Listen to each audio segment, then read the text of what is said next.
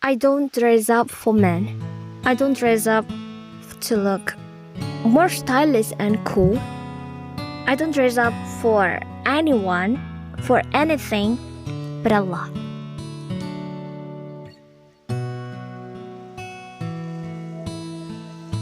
Bagi saya, memilih baju ketika hendak mengisi kajian itu bagian dari prepare yang paling tak menyenangkan.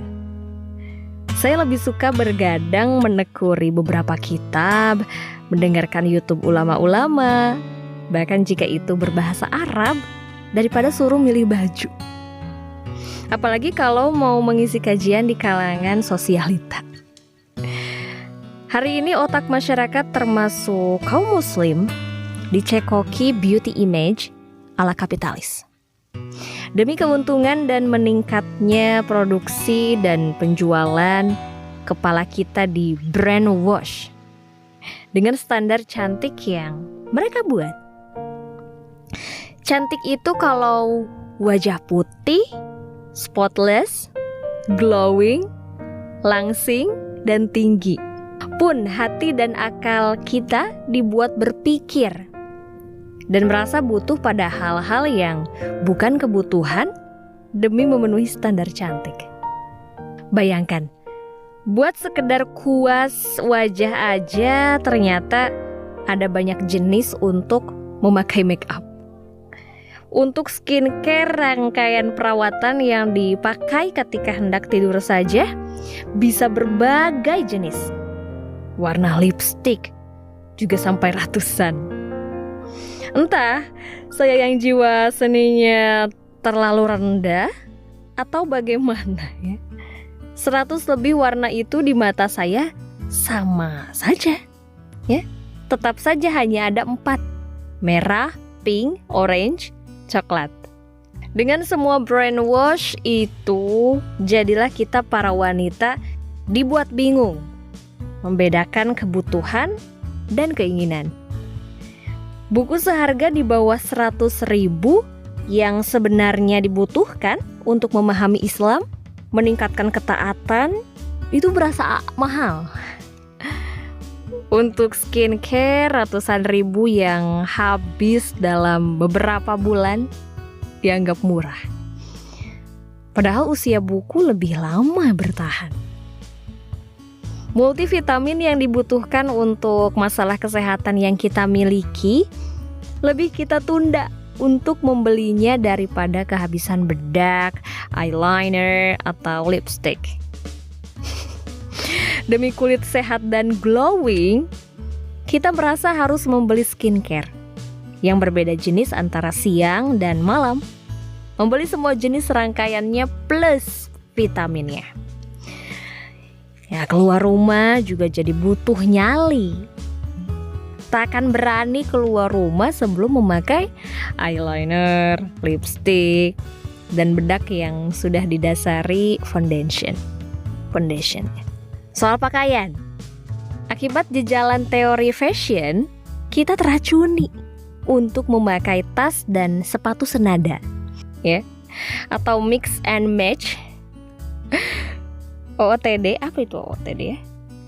Jadi wajib dipikir matang-matang gitu.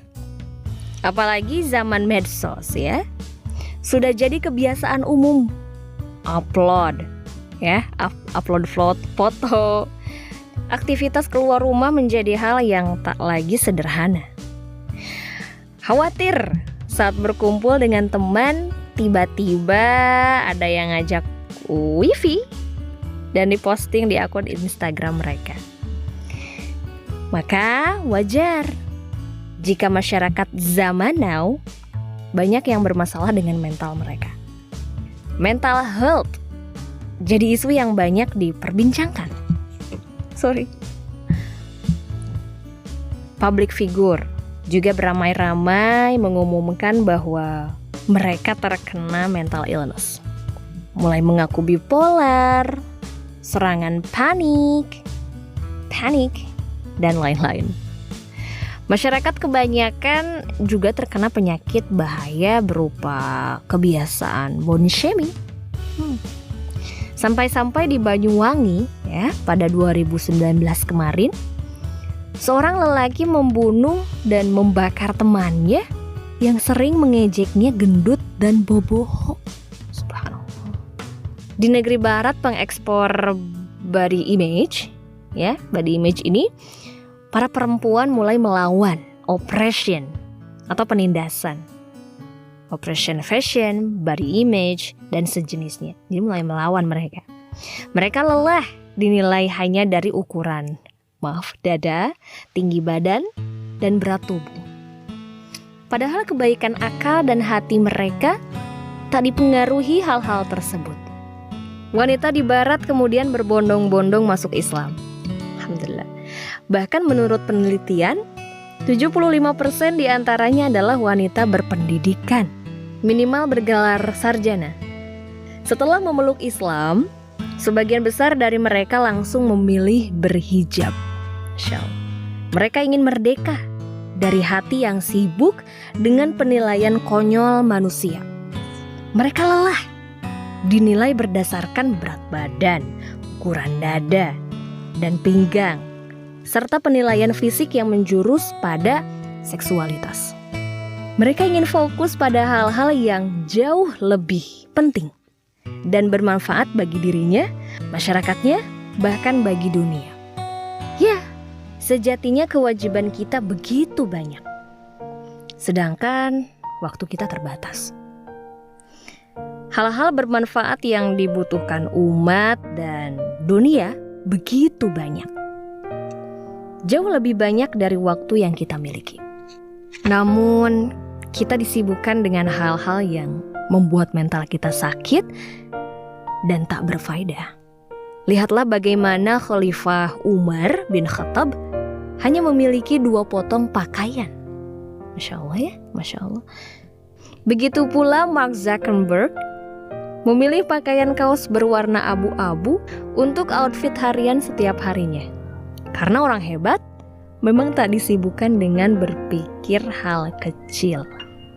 Benarlah teladan kita Umar bin Khattab radhiyallahu an yang menyatakan bahwa mukmin tak layak memiliki visi kecil.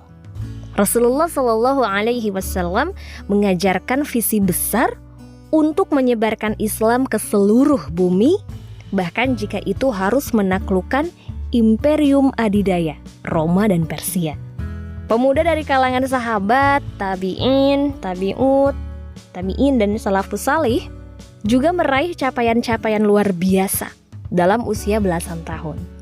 Bahkan ada juga yang menjadi panglima perang, menyusun dan menulis kitab, menjadi mufti, dan lain sebagainya. Semua itu jelas diraih karena mereka bervisi besar dan fokus dengan hal besar.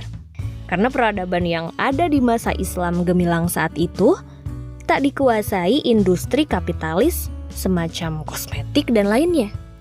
Tapi peradaban yang membesarkan ilmu, penjagaan terhadap agama, dan penerapannya, penyebaran ideologi Islam ke seluruh dunia dengan dakwah dan jihad.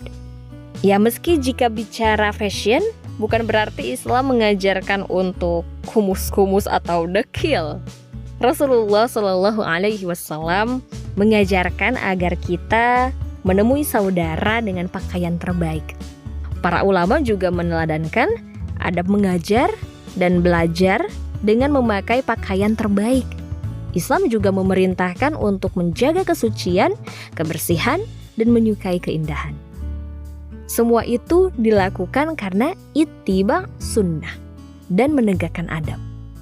Bukan menjadi fokus hingga dijadikan nilai sakral atau menyita sebagian besar fokus pikiran hingga finansial. Berislam dengan baik, berhijab dengan baik, maka hidup akan nyaman dan tentram. 'Cause Islam and hijab set us free. I don't dress up for men. I don't dress up to look more stylish and cool. I don't dress up for anyone, for anything but Allah. Buku karya Wardah Abidah dengan judul Alhamdulillah Aku Muslimah. Editor Prita Hawe. Terima kasih, disuarakan oleh Denny Sadap. Wassalamualaikum warahmatullahi wabarakatuh.